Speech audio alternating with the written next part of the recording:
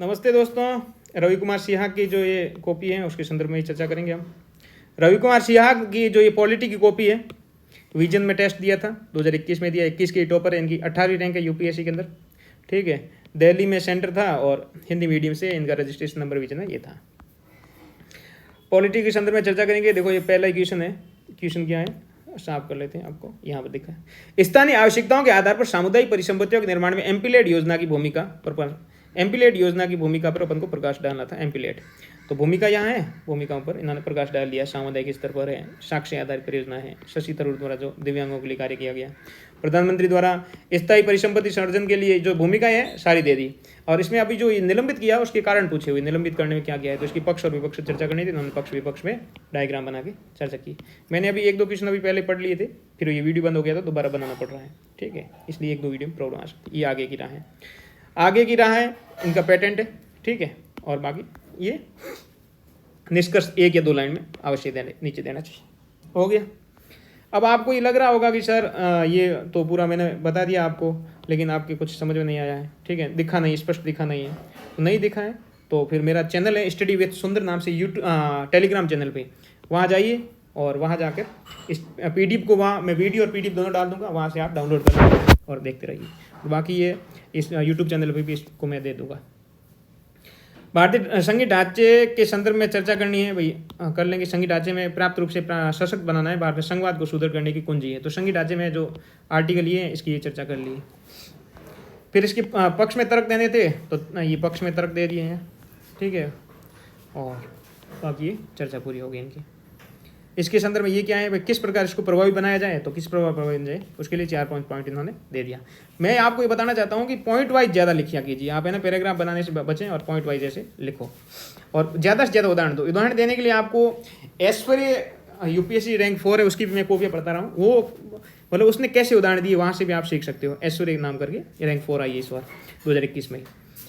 और लास्ट में इन्होंने जो संघवाद है इसको पूरा बता दिया भाई, कैसे संघवाद होगा और क्या बेहतर तरीके से डायग्राम के रूप में दिखा दिया। और ये इनका आगे की राह मानो या निष्कर्ष दे दिया। भारत में वाक एवं व्यक्ति की स्वतंत्रता को सुरक्षित रखने और उसे बनाए रखने के लिए मुक्त वाक को कम करने वाले औपनिवेशिक कानूनों को पर्याप्त रूप से सुधार की आवश्यकता है। बिल्कुल ठीक है, आर्टिकल 19 से इन्होंने वहाँ चर्चा कर ली है। इस स्वतंत्रता के आयाम के संदर्भ में रोकने के कानून के संदर्भ में इन्होंने अलग से डायग्राम के रूप में चर्चा की। तो आप ये डायग्राम जरूर बनाए। उपयुक्त कानून व स्वतंत्रता हनन इसके उदाहरण देकर इन्होंने यहाँ पूरा समझा दिया भाई, कहाँ कहाँ जो केशवानंदवाद में क्या वाद था, 1955 में बलवंत सिंह वाद में क्या बोला गया था, राजद्रोह के संदर्भ में क्या चर्चा हुई थी, ये पूरा बताया हुआ। रामलीला मैदान के संदर्भ में जो ये चर्चा कान हुए थे बाबा रामदेव वाले ने पूरा दिखाया। ये पॉइंट वाइज दिखाने की कोशिश कर रहे हैं। सुधार के उपायों के संदर्भ में इन्होंने ये विधि आयोग की 2018 की रिपोर्ट बता दी और सुधार के 3-4 पॉइंट बताए हैं। और लास्ट में जाके इन्होंने ये सुधार मानो, आगे की राह मानो, कुछ भी मानो, जो इनका पेटेंट है। आगे चलते हैं। एक लोकतांत्रिक देश में दबाव समूहों की भूमिका पर प्रकाश डालो। लोकतांत्रिक देश में दबाव समूहों की भूमिका क्या हो सकती है? भारत और विकसित देशों में दबाव समूहों के मध्य अंतर, ये अंतर भी करना है। और दूसरा है भूमिका प्रकाश डालना। तो ये देश में भूमिका बताइए, भूमिका के बारे में बता दिया, ये पॉइंट वाइज बता दिया।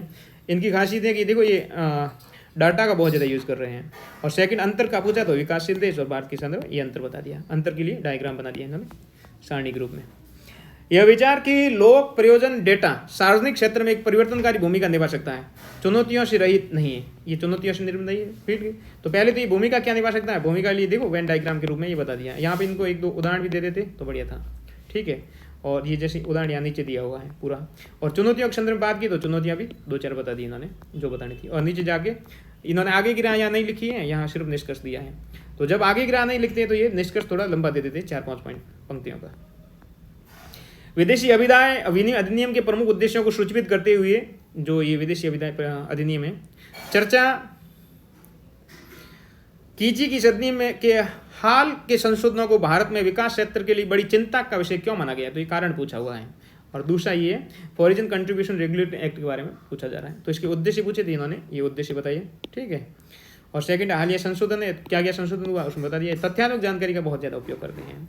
और चिंता का क्या विषय है, उन्होंने चिंता का विषय बता दिया। मतलब कितने कम शब्दों में सब कुछ बताने की कोशिश की। आप देख सकते हो दबा दबा के आंकड़े डाले गए हैं, क्वेश्चन को कूट कूट के भरा गया है। इस चीज़ को आप देख सकते हो। आगे की राह भी दिखाएंगे और आगे की राह इनका पेटेंट है और निष्कर्ष तो होता ही है, वो तो हर कोई लिखता है।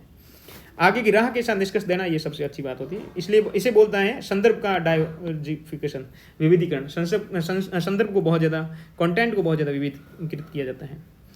वर्तमान कोविड-19 महामारी ने विश्व भर में बच्चों की सुरक्षा और कुशल स्वयं के सक्षम एक गंभीर खतरा उत्पन्न कर दिया है। चर्चा कीजिए। साथ ही इस संबंध में राष्ट्रीय बाल अधिकार संरक्षण आयोग द्वारा की उपाय, एक तो उपाय बताना है, ठीक है, और एक सुरक्षा के संदर्भ में गंभीर खतरा क्या किया वो बताना है। तो यहाँ बच्चों की सुरक्षा के प्रभाव क्या है, तो प्रभाव के रूप में इन्होंने यहाँ चर्चा कर दी है, ठीक है।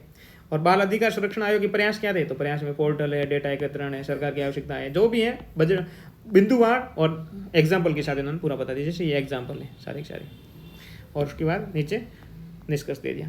भारत में बंधुआ श्रम के संकट को सफलतापूर्वक उन्मूलित करने के लिए विभिन्न चुनौतियों का समाधान करने की आवश्यकता। तो चुनौतियों का समाधान क्या करोगे और क्या चुनौतियां है सब बताने की। तो पहले इन्होंने चुनौतियां बताती, सबसे पहले भूमिका बता दो, फिर चुनौतियां बता दो 4-5 पॉइंट में। इन्होंने 8 पॉइंट लिखे, इनकी विशेषता की पॉइंट थोड़ा बड़ा आगे लिखते हैं। और समाधान किस तरह क्या किया जा सकता है और क्रियान्वयन किस तरह किया करें, प्रोत्साहन के स्तर पर क्या करें, और नीचे निष्कर्ष दे दो। जैसे यहाँ मैपिंग की संभावना है तो आधा अधूरा मैप बना सकते हो, ऐसा नहीं कि आपको पूरा मैप बनाना है, जो काम कीजिए जो मैप बना के दिखा दो। म्यांमार में हाल में हुए सैन्य तख्तापलट की पृष्ठभूमि में चर्चा कीजिए, क्यों एक स्थिर म्यांमार भारत के लिए महत्वपूर्ण है। स्थिर म्यांमार क्यों महत्वपूर्ण है, तो भारत पर इसके क्या प्रभाव होते हैं वो पूरा यहाँ बता देते। सुरक्षा के तहत आर्थिक म्यांमार आंतरिक संबंध के समाधान के उपाय क्या होने चाहिए, क्योंकि ये चर्चा का विषय था, और ये नीचे जाके निष्कर्ष दे दिया है। मालदीव के मामले में आकार नहीं बल्कि उसकी अवस्थिति उसे रणनीतिक रूप से महत्वपूर्ण बनाती है। भारत की पड़ोसी देश प्रथम नीति के संदर्भ में मालदीव पूछा है, तो देखो मालदीव के संदर्भ में मैपिंग करती है। मैपिंग यहाँ सबसे ऊपर ही कर लेते हैं। इनका प्रेजेंटेशन बहुत ही अच्छा है, लाजवाब है। महत्व क्या है, तो महत्व की चर्चा यहाँ कर लिए, ठीक है। उसके बाद भारत की पड़ोस नीति के संदर्भ में जो चर्चा करनी थी 4-5 पॉइंट में यहाँ कर ली, और भारत के प्रयास के संदर्भ में ये बता दिया इन्होंने। और आगे की राह तो इनका भारत के प्रयास है, ये आगे की राह ही है, ठीक है, पेटेंट है इनका, और ये निष्कर्ष तो और कोई देता ही है। निष्कर्ष और भूमिका 3-4 लाइन में लिखो, काफी रहेगा। जब कार्यकारी नीतियों द्वारा नागरिकों के संवैधानिक अधिकारों को उल्लंघन हो, तब न्यायपालिका को मूल दर्शन नहीं बने रहना चाहिए, जैसे कि आपातकाल में बनी थी।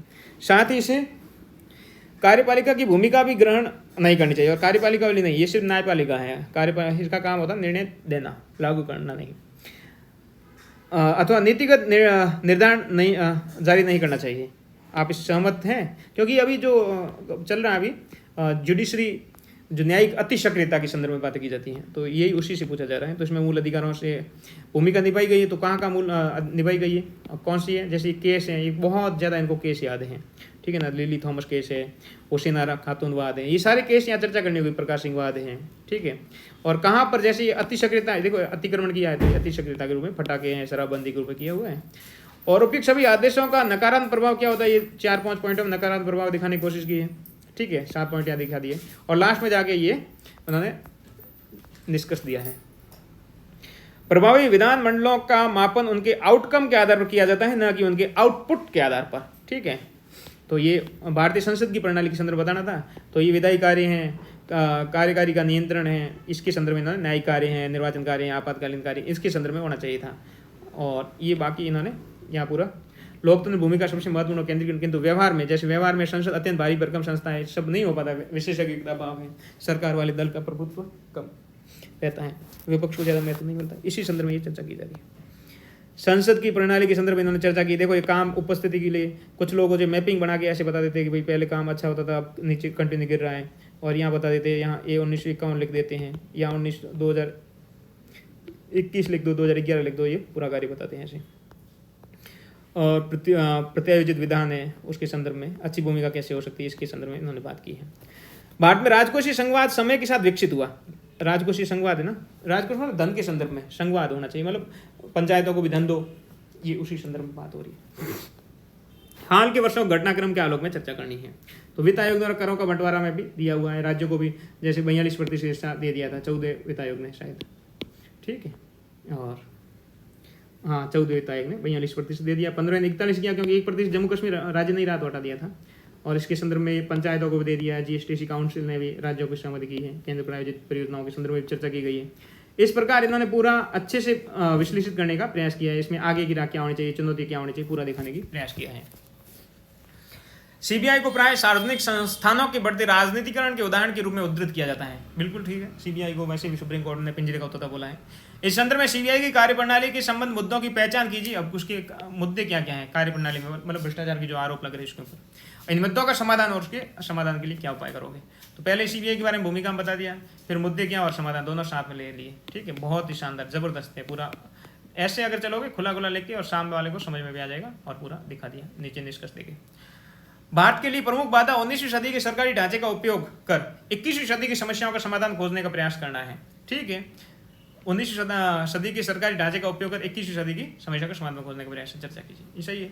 इनकी मुख्यतः विशेषता क्या है, ये जो मुख्यतः होते हैं ना उनको ये डब्बे में बंद कर लेते हैं, जो सही होते हैं उनको अंडरलाइन कर लेते हैं। जैसे नौकरशाही ये सरकार है, न्यायपालिका, सबके संदर्भ में जो 19वीं शताब्दी में जो औपनिवेशिक सरकार थी उसमें क्या क्या थी और उसको कैसे सुधार किया और 21वीं सदी के अनुकूल कैसे बनाया, इसके संदर्भ में इन्होंने चर्चा पूरी कर ली। इसमें जटिलताएं क्या है, इसमें समस्याएं क्या है, ये इनको दिखा दिया अच्छे से पॉइंट वाइज, और इसके क्या उपाय किए जाने चाहिए, नौकरशाही को कैसे विशेषज्ञता अर्जित हो और कैसे उनको प्रशिक्षण दिया जाना चाहिए ताकि लोगों की भागीदारी हो, जन कल्याण हो, इसके संदर्भ में इन्होंने चर्चा करके पूरा बताने की कोशिश की। भारत में अभिशासन ने पारदर्शिता और जवाबदेहिता के दोहरे उद्देश्यों को कहां तक प्राप्त किया है। भारत में गवर्नेंस ने पारदर्शिता और जवाबदेहिता, तो इसमें बताना है अब पारदर्शिता कहां तक प्राप्त किया। ठीक है ना, गुड गवर्नेंस के संदर्भ में हमारी क्या रैंकिंग है ये भी बता दिया है। ठीक है, उसके संदर्भ में अभी चुनौतियां क्या आ रही है, अभिशासन और जवाबदेही में सुधार कैसे किया जा सकता है उसको पूरा बताया, और फिर दोबारा ये चुनौती इसमें कैसे आ रही है और आगे की राय दिखा के इसको खत्म करने को प्रयास किया। मुख्यतः जो पॉइंट होते हैं उनको अंडरलाइन करते हैं। तथ्यात्मक जानकारी बहुत ज़्यादा देते हैं, तथ्यात्मक जानकारी बहुत ज़्यादा देते हैं। पॉइंट 3-4 हर मतलब संदर्भ दक्षा ये बहुत ही अच्छे से यूज करते हैं। अब देखो यहाँ से नहीं जाएगा, ओके यहाँ से चलोगे आप भी सीख सकते हो। भारत में महिलाओं द्वारा प्रजनन स्वास्थ्य अधिकारों का उपभोग करने के समक्ष विद्यमान बाधाओं की पहचान कीजिए। साथ ही जो प्रजनन होता है ना, प्रजनन स्वास्थ्य अधिकारों का उपभोग करने बाधाएं क्या क्या है, बाधाएं बतानी है। ठीक है, और इन बाधाओं को दूर करने के लिए किए गए उपाय, सरकार ने क्या क्या योजनाएं लागू की है। तो बाधाएं क्या है, पहले भूमिका बता दी, और बाधाओं के लिए मेन पॉइंट को तो कर लिया, अंडरलाइन कर दिया और उसके ऊपर बता दिया आपके उदाहरण के रूप में। ठीक है, आर्थिक बाधाएं अंडरलाइन कर ली और उसको बता दिया। स्वास्थ्य बाधाएं बता दी, जैसे ये देखो, ये याद करना आपको, ये बहुत काम की चीजें होती हैं। निचले स्तर पर कार्य करना है, प्रजनन है, अप्रजनक उपाय महिलाओं तक सीमित न हो, गर्भ निरोधक उपाय और किए जाने वाले उपाय क्या दिए, ये आगे गिरा इन्होंने बता दिए। ठीक है, यहाँ क्यों नहीं चल रहा है, यहाँ तो चल रहा है, हाँ वही तो है। और बाकी अच्छा ये आगे चल रहा है, नियंत्रण आधारित अप्रोच है, अन्य है, ये बहुत ही अच्छा लगता है। अगर आपको पढ़नी है तो दो लोगों की कॉपी पढ़ो, एक ऐश्वर्या की कॉपी पढ़ लो इनकी कंपेयर करते हुए, और दूसरा है सुनील कुमार धनवंता की, इनकी कॉपी पढ़ लो और इनकी कॉपी पढ़ लो, 3 कॉपी पढ़ो और अपनी डाटा को अपने इन्होंने जो डाटा लिखा वो अपनी कॉपी को कैप्चर करो, कॉपी में करो और पूरा उसको पी जाओ, रट लो, और वही डाटा आप लेके आ जाओ तो 100% है कि आपका यूपीएससी में मेंस नहीं रुक सकता है। इंटरव्यू तो दोगे, बाकी तो आपको पता नहीं, बाकी आप और मेहनत करते रहो। इन कॉपियों का बहुत अच्छे से अध्ययन करो। प्राप्त खाद्य भंडार और खाद्य सुरक्षा सुनिश्चित करने वाले वैधानिक विधानों के बावजूद भारत भूख की समस्या का सतत सामना कर रहा है, भूख की समस्या का सामना कर रहा है। ठीक है, समस्या से निपटने के समाधान बताना है। ठीक है भाई, प्रमुख उपाय क्या थे वो बता दो। ठीक है ना, अब भूख की समस्या के कारण क्या है वो कारण बता दो। ठीक है, और देखो ये बहुत ज़्यादा वास्ट नीति है, ये नीति है, समाधान के पॉइंट है, मतलब खुला खुला लिखना है, प्रेजेंटेशन बहुत ही शानदार, राइटिंग इतनी अच्छी नहीं, प्रेजेंटेशन बहुत अच्छा है, और डाटा बहुत ज़्यादा याद है इनको, डाटा का यू बहुत शानदार करते हैं। फंसा ये कि कोई बोलते हैं अंग्रेजी में लिखना नहीं चलना, जो अंग्रेजी की टर्म उसको अंग्रेजी में लिखो, जो हिंदी में। ठीक है, और ये संपूर्ण मॉडल भी है जो बोन गांव के संदर्भ में है, ये आ गया। अब यहाँ पे बांग्लादेश का, जैसे ही बांग्लादेश आया उसको बांग्लादेश को मैपिंग में दिखा दिया। ठीक है, भारत के लिए अवसर क्या है दिखा दिया, पॉइंट वाइज दिखा दिया, जो चीज़ बचती हो यहाँ लिख दिया, जरूरी नहीं है कि यहाँ लिखो, हाँ इस गेले से बाहर नहीं होना चाहिए, लाइन से बाहर नहीं।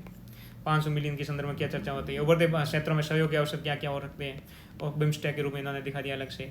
इसको ये स्पष्ट दिख रहा है चेक करने वाले को, ऐसे चेक करके बहुत अच्छे नंबर देगा। जैसे अगर 15 नंबर का क्वेश्चन होगा तो डायरेक्ट 8 नंबर दे देता है, ऐसे ही टॉप कर देना, नहीं हो पाता है। और रणनीति क्या होनी चाहिए, रणनीति अलग से डायग्राम बना दिया, कोई होगा तो रणनीति लिखेगा और ऐसे ऐसे ऐसे ऐसे लाइन लिखता रहेगा, 20-25 लाइन लिखे और एक डायमेंशन खोल पाएगा और खत्म कर लेगा क्वेश्चन को, हर डायमेंशन पर, और ये क्वेश्चन उन्होंने छोड़ दिया है। चलो दोस्तों, मेरा सुंदर है स्टडी विद सुंदर, उसको लाइक करो, सब्सक्राइब करो, शेयर करो, कमेंट करो। ठीक है, और टेलीग्राम चैनल ज्वाइन करो, वहाँ आपको मैं ये PDF दे दूंगा, आपको टेलीग्राम चैनल ज्वाइन करने से वहाँ PDF मिल जाएगी, ये बेनिफिट रहेगा। ठीक है दोस्तों, धन्यवाद।